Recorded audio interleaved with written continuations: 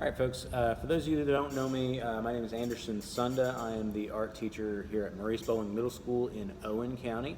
Today we're going to be doing two projects that are both pop art projects. So we're going to be doing one project that's more of like a 3D sort of paper construction project, and then one that's also a painting project, just an acrylic painting project.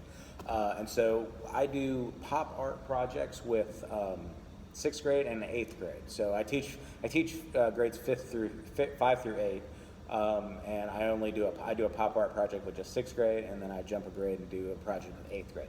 So the project we're going to do with 6th grade is this sort of 3D pop art project where everybody is given a word, like an onomatopoeia, right? Like a sound word.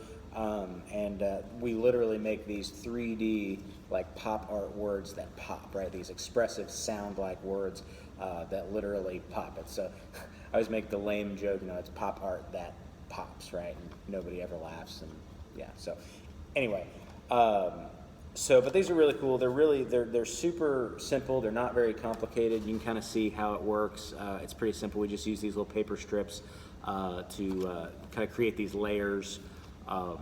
And then kind of glue them together, and they literally pop out. And I'll talk a little bit more about that, here when we get into it. So that's one project that we do. That's one I do with 6th grade.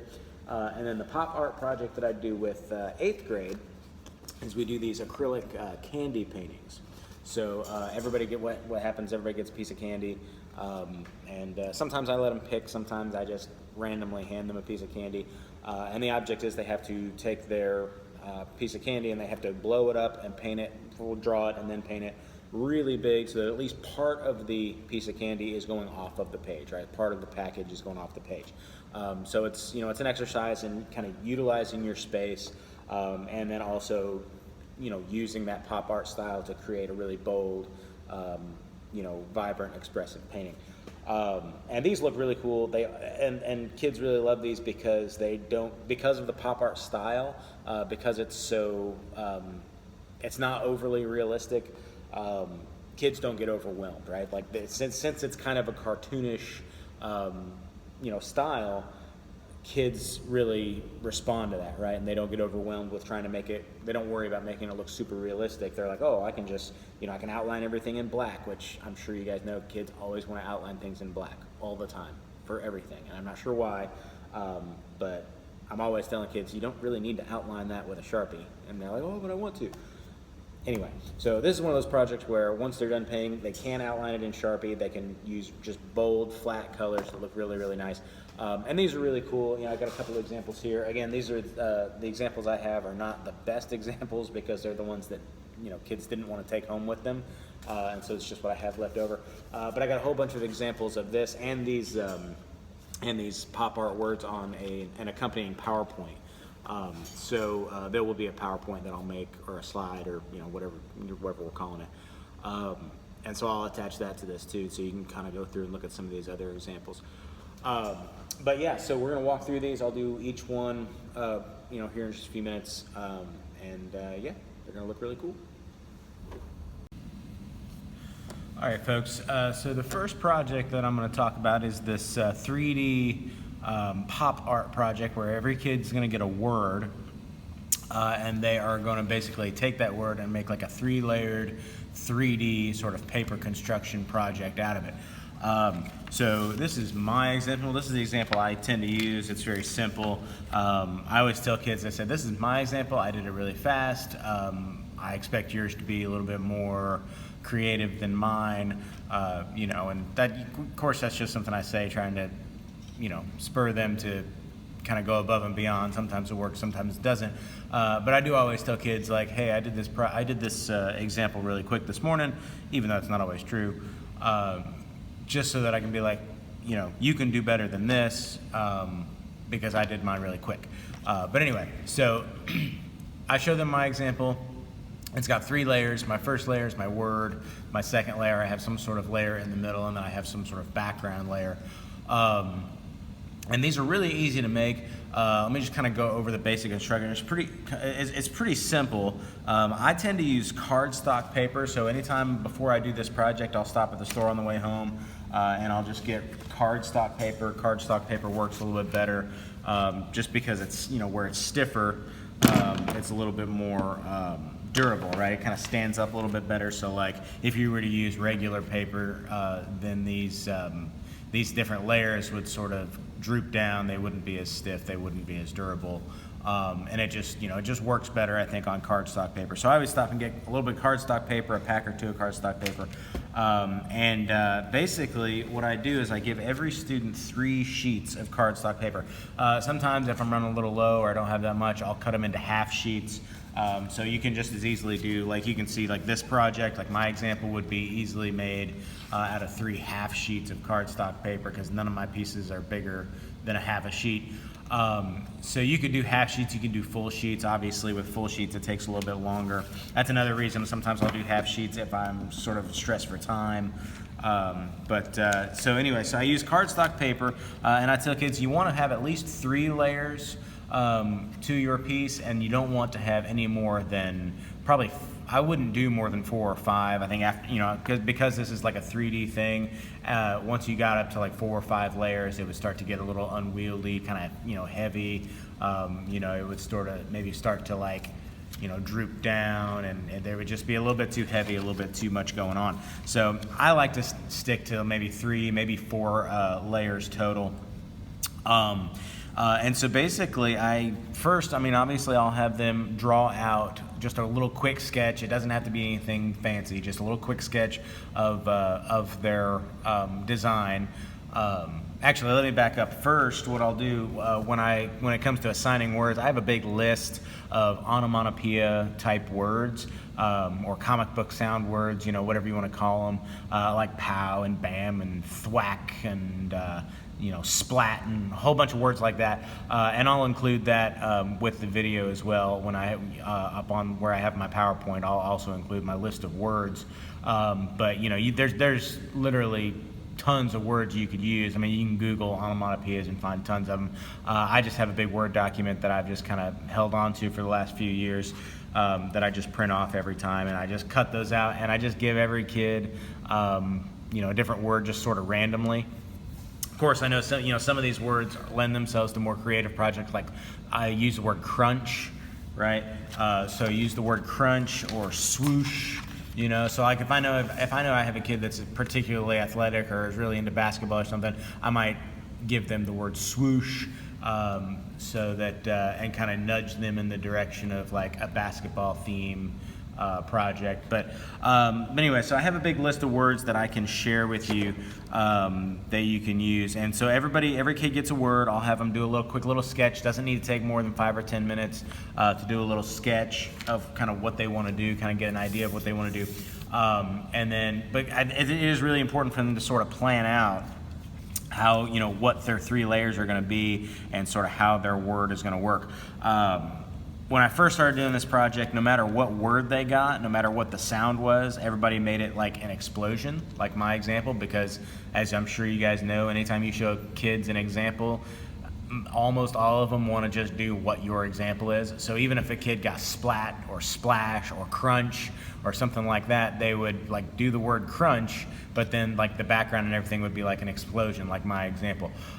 So I do tend to, I'll talk about a little bit about how like if you get the word splash, that sort of makes you think of water or liquid, and like a big splash. And so you might want to come up with a design where your middle and your back layers were maybe water splashing out or something like that. And that's really helped. And so for instance, like this is a cool example. It didn't come out, well, I guess it kind of came out better than I thought it might. But this kid got the word crunch, and he was really into the comic book Venom, the comic book character Venom. And so he did like this design where the background layer was like Venom's head, and then the middle layer is supposed to be like Venom's mouth, and then of course he's got the word crunch there in front, so it's like he's crunching on the word. So I've had a few, like one of the words I have is snap, and I wish I had a picture of it, but I don't have a picture of it. But if any of you have seen the Avengers movies, like the Avengers Endgame, of course Thanos has his Infinity Glove, where he snaps and like wipes out half the universe or whatever. And I had a kid, he got the word snap, and so he looked up the infinity glove, and he did his background as he did the middle piece as the infinity glove and cut that out and colored it, and then did the background as like a, I don't know, did something on the background, but then he had the word snap in front, which was really cool.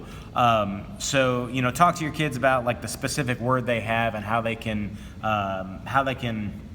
adapt that word to whatever sort of background they want to do.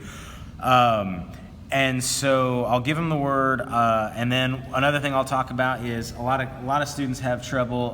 They want to cut out their letters individually instead of sort of writing their letters all as big block letters that are all. I try to tell them overlap your letters so that when you cut it out, you can cut it all out as one big piece.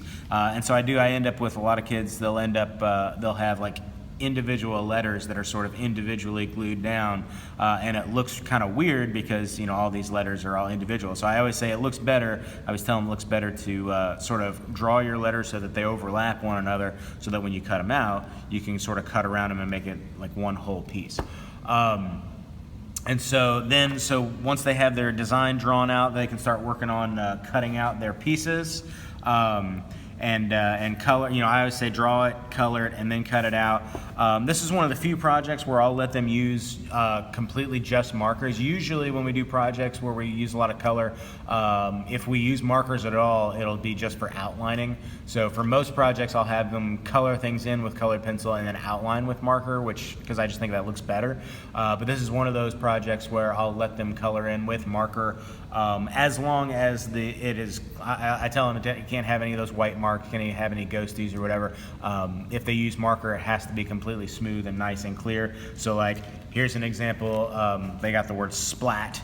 And I think their idea was good. The execution, maybe not so much. Partly because you can see their marker, they got rushed for time and they didn't spend the time, filling in, making their marker look nice and smooth. Whereas this one here, the swoosh, the basketball, that's all marker, and that looks really, really nice. So I will let them use marker if they want to. They can use colored pencils if they want to use colored pencils. I sort of leave it up to them. And so they draw their design, and then they cut each layer out of their cardstock. And then they have their three pieces. Once they have their three pieces, I'll show you how we use these little cardstock, these little paper strips to glue these down in order to make these sort of pop-up 3D. I mean, you might be able to look at it and just automatically see how it works, but I'll walk you through it anyway. All right, so I have my three pieces here. I went ahead and took my example apart so that I could sort of show you how I construct this. So I have my front, I have my middle piece, I have my back piece, and as you can see, I'm already breaking my own rule because I got lots of little ghosties in there, but again, like I tell kids, hey, I did this really fast, yours should be better than mine. So I got my three pieces here. I start with the background piece and my big like explosion cloud piece here. That's my background piece.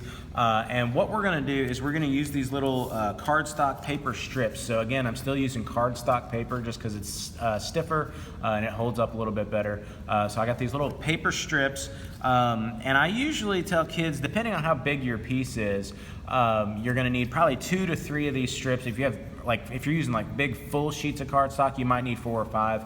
But I like to use these little paper strips, and basically what we're gonna do is we're gonna make like a little spring with these little paper strips. So how I show kids how to do this is I say, you take one end and you fold it up, and then you fold it back like that, and then you fold the other end back up, so that you wanna fold it so that it looks like a W, right? Or if you turned it upside down, so it looks like an M. So that's how we fold these. You just need 3 folds, right?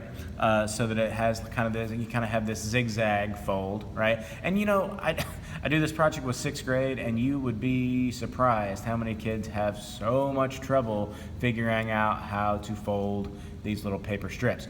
But it's super simple. I always just tell them, you want it to look like a W, a zigzag, you fold it forward, then you fold it back, then you fold it forward again, and there you go. So once you have a couple of these strips, what you're gonna do is you're gonna glue these down to the front of your 3rd layer. right? And since mine's pretty small, I'm just going to use 2.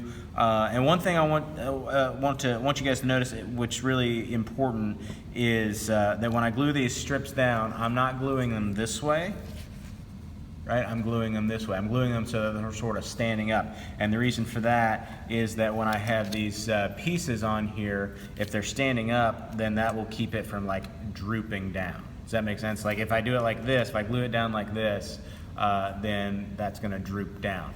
But if I glue it so it's sort of standing up like that, then it's more solid and rigid, right? So I'm going to glue these 2 pieces down. Big fan of Elmer's glue. I don't know how many of you use glue sticks, but I've pretty much completely given up glue sticks in my room. I pretty much just use solely Elmer's liquid glue just because it just works so much better. I'm not sure why anybody still uses glue sticks nowadays because they just don't work. So anyway, so I put down 2 dots, 1 dot each of liquid glue, and I just glue one end of my little folded pieces to my back layer there, so you can kind of see that. Hold that there till it's till it's good, till it's solid, till it's dry, and then I'm just going to put another little dot on this side, and then I'm going to glue that to the back of my middle layer, like so. And the idea is you want to try and like hide your strips. Like you don't want them to stick out. Like you can kind of see I have a little corner of my paper strip sticking out there.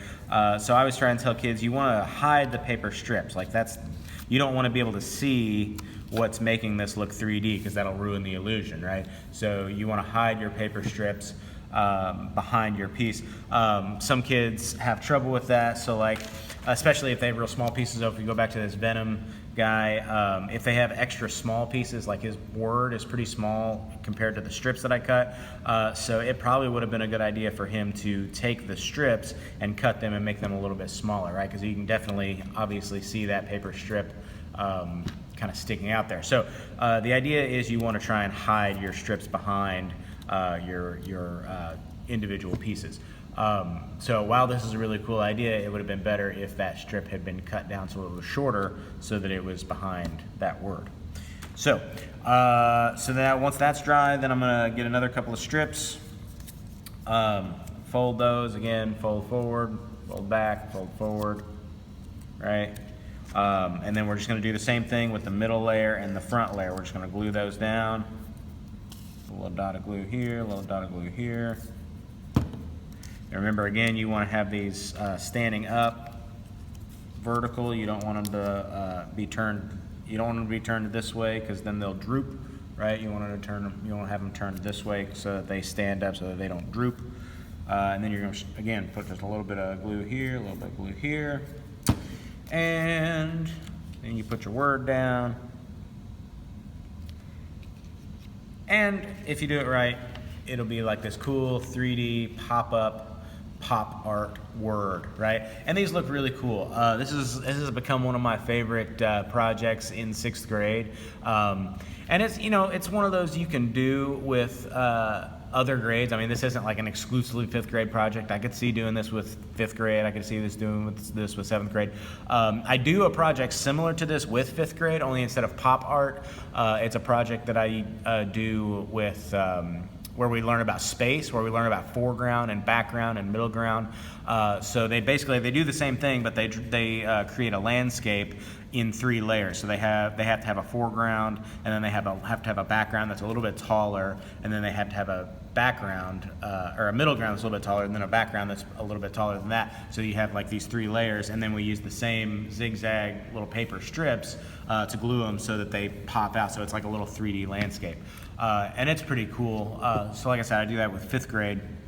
So that when we get to this project with 6th grade, this idea isn't completely alien to them. It's something they've seen something like that before. I didn't mention this before, but I do talk about before I start this project and before I start the painting project that we're going to do, I do a quick little intro into pop art.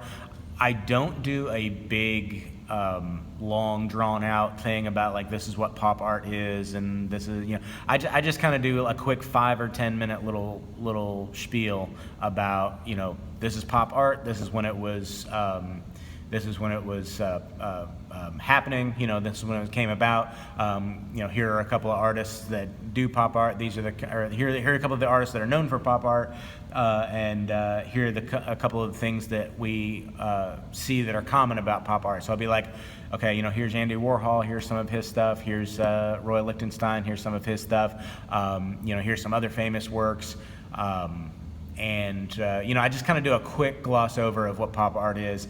I tend not to focus a whole lot on art history and talking about big artistic movements and ideas with middle school, especially not with 6th grade, because after about 5 minutes, their eyes glaze over and you lose them. So I try to do a quick little primer, little 5-minute primer on what pop art is. I basically just say pop art is where artists would take images from popular culture like TV, movies, comic books, even stuff that you see at the store, advertisements, things like that, and they would incorporate that stuff into their artwork. So just a quick little primer is all I do. I don't really go really big in depth because most of these kids, they just want to get to the project, right? They do not care about a lot of these big ideas. They just want to get to the project and do it. They want to be working with their hands. So that's what I tend to focus on. So that's this project. Pretty cool. It's become one of my favorite things that we do. They look really cool. You'll see most of the pictures on the PowerPoint are images I found like on Google or Pinterest. They're internet images. But the very first picture, the glass case where they're mixed in with some pottery, that's my glass case up in the cafeteria at my school. And so you can see, just to give you an idea, they look really cool when they're on display. You do kind of need like a shelf. They don't really work as well up on a bulletin board because they get torn off and stuff because they're 3D. But in a glass case or something like that, they look really, really nice, especially when you have a whole bunch of them. Even when they don't turn out all that great, because they're so colorful, if you have a bunch of them all together, they still look really cool. So the next project I'm going to do is we're going to do a little painting project, so stick around for that. All right, so the second project that I do, this is an 8th grade project, although I'm sure you could do it with many other grades. You could probably make it more advanced or less advanced, but it's pretty straightforward. Like I said, I do it with 8th grade, and again, I'll go, when I first start this, I'll kind of go back over what pop art is. Most of my kids in 6th grade, I did that little spiel in 6th grade about this is what pop art is, and we've done the pop art 3D project. So by the time they get in 8th grade, they may not remember exactly, but once I start talking about what pop art is, it'll start to be familiar to them, and it won't be the first time they've ever seen it. So I'll do my little 5-10 minute spiel about what pop art is. And then what we're gonna do is I'll give everybody a piece of candy. So what I do is I usually just stop on the way home and get a big bag of assorted candy. So where's my big bag of candy?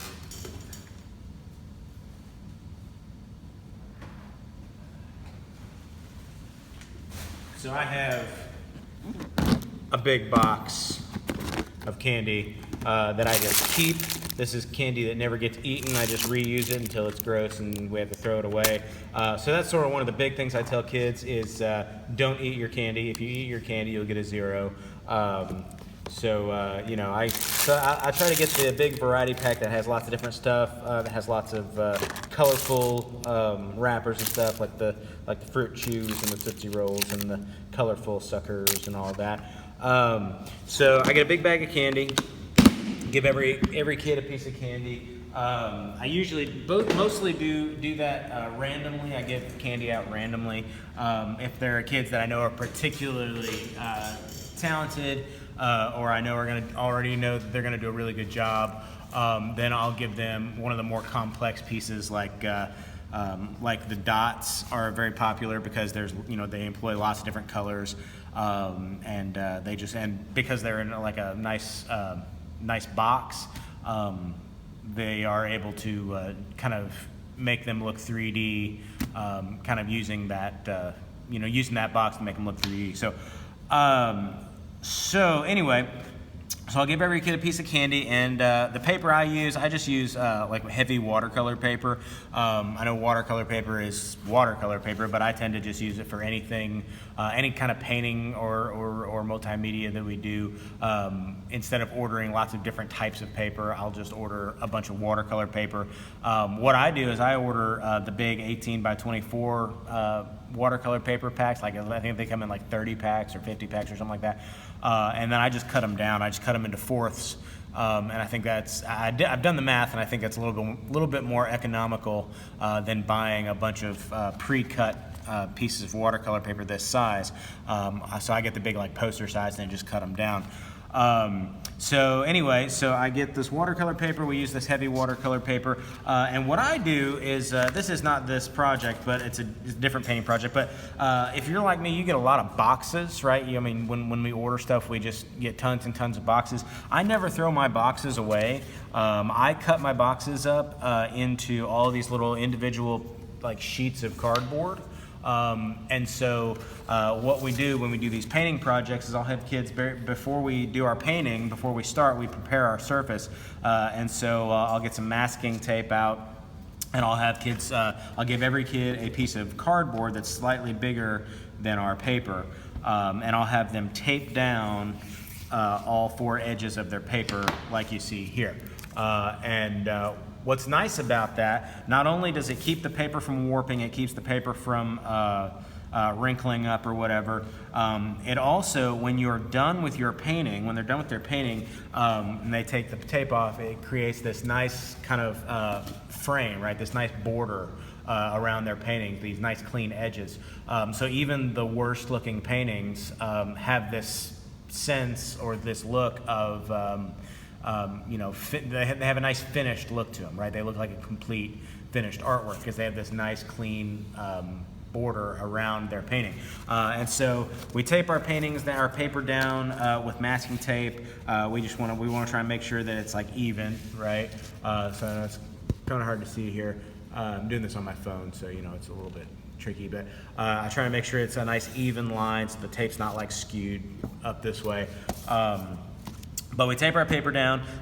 Fun side note, this is a little project, kind of a painting project. Well, anytime we do a big painting, when kids haven't done a big painting before, I'll have them do I'll spend a day or two doing like a monochromatic kind of cube painting where they basically draw what you see here. They do a value scale on the side here where they practice creating these different tones of each color. So they have their pure color, and then they add a little bit of white and then a little bit more white, and then they add a little black, a little more black, a little more black. So I tend to do like a six numbered scale, a value scale, and then I sort of map this out for them so that they sort of almost like a paint by number, where they match their value scale to these different parts of the painting. So like the top of the cube is going to be 1, the sky is going to be 2, the front of the cube is your pure color, the ground is a 4, and then the side of the cube is a 5, and then the shadow is a 6.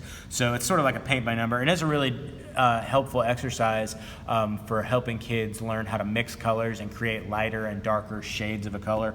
And I found that really helpful, especially when kids haven't painted much before we do a big painting project. So anyway, that was just a side note. So we'll tape our paintings down, or tape our paper down, and then the big things that I tell kids to keep in mind is you get a little tiny piece of candy, and the object of this painting is you want to blow up that piece of candy so big that at least part of that piece of candy is going off of your paper, right? It's being cut off the edges. So you don't want to have it so big that all you see is like one little piece of candy and the rest of your paper is just blank. So the rule of thumb that I use with kids is I just say your piece of candy should fill up at least, or it should fill up over half of your paper, right? And so like this is a really good example of utilizing that space. If you look at the negative space, there's a little bit less than half of the paper is negative space. This is another good example of the Tootsie Roll here, because it's so big that it's filling up the paper, but there is just like a little bit of it that's kind of up here going off the paper. If it were me, I would have this one just a little bit bigger, but I think this is a good utilization of the space. So the object is to draw the candy really big, so big that it's going off of the paper. Some kids, if they get a particularly small piece of candy, like a Tootsie Roll or like one of those fruit chews, I might suggest that they draw it like multiple times and then do like different colors. So if I can find my pencil, I'll show you what I mean. Oh, here it is. Okay, so if they have like a really small piece of paper, what they might do, let's say this is, or a little small piece of candy, let's say this is their piece of paper, and they have like a fruit chew, then they could do like part of their fruit chew here, right? And then they could have another do the same thing over here, right? And then they could have another one like right here. So that way they're still using their same piece of candy, but they're just drawing it 3 different times, right? And then they could do like each one different colors or whatever. Teaching kids how to utilize the space on their paper is an important part of this project. I used to call this project, or one of the names that I've called this project in the past, now I just call it the Pop Art Candy Painting. But at one point I was calling it the Making the Small Monumental, because they had to take a small piece of candy and blow it up real big. So part of it is taking something small, making it big, utilizing the space on your paper. And then when they go to paint, we use acrylic paint. I use acrylic paint for this. I'm sure you could use tempera paint. I'm sure that would be fine. You would probably, since it's pop art, you probably would want to steer clear of like watercolor and things like that. You want to use colors, types of paint that are, bold and, flat and vibrant. I just find that acrylic paint works the best for that. And also the nice thing about acrylic paint, what I tell kids is, the nice thing about acrylic paint is that it dries really fast, and then once it's dry, it's really easy to paint over it. So if you mess up, just wait for your paint to dry and you paint over it. And also if you want to add, layers, like if you wanted to add, like this student added little highlights onto their dots here, you can do little white highlights over top of what you've already painted. This student did the same thing kind of up here on their Tootsie Roll wrapper, which really doesn't make sense because Tootsie Roll wrappers aren't particularly shiny, but still, it looks nice. So let's see. So acrylic paint, those are the reasons why I like using acrylic paint. But like I said, if all you have is tempera paint, I'm sure that would work fine as well. The other, that's what I was going to mention. The other advantage to putting this on a piece of cardboard is if you have one of those wire drying racks like I do. I don't know if anybody else has this problem, but papers just fall through the wire drying rack all the time because it's just wire, right? And so the nice thing about putting things on this cardboard is then it's really easy to just slide the cardboard right onto the drying rack, and you don't have to worry about papers falling down through the middle of the drying rack. So that's what I find helpful about the cardboard. So utilizing all the extra cardboard that I had lying around for these paintings has been one of the better ideas that I've had. I've found it very, very, very useful. So that's pretty much this project. I'm not going to do like a full demonstration because I have class in like 10 minutes.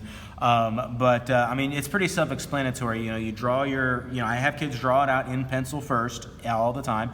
And then they can go ahead, once they have it drawn out in pencil and they have all their details drawn and everything's laid out the way we want it, first they have to show me and I have to tell them if it's good or not. Because a lot of them will draw their candy like really small right here and they have all this empty space.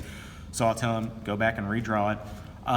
And then a lot of kids will want to trace everything in Sharpie first and then paint, but I always tell kids, go ahead and do all your painting, and then once the paint's dry, then you can go back in either with a Sharpie or with black paint, it's up to you, and kind of outline, because it's going to be a lot easier to go over those edges where the two colors meet with a Sharpie than it is to try and not cover up your Sharpie, because you drew in Sharpie first. And I do always make sure I have some Sharpies on hand because it's pop art, outlining in Sharpie always looks really nice, makes things pop a little bit more, makes things really stand out. You'll see on the PowerPoint there's a ton of examples. Most of those, just like the other project, most of those examples are pictures that I got on the internet that I found on Google or Pinterest or whatever. But the one of the bulletin board pictures where you'll see some of these paintings up there as well. Those are mine. Those are my students. So you'll see some of the other ones. These aren't my best examples. These two, like I said, I may have said earlier, these are examples of, these are works that kids didn't want. These are ones that they left behind when we switched classes.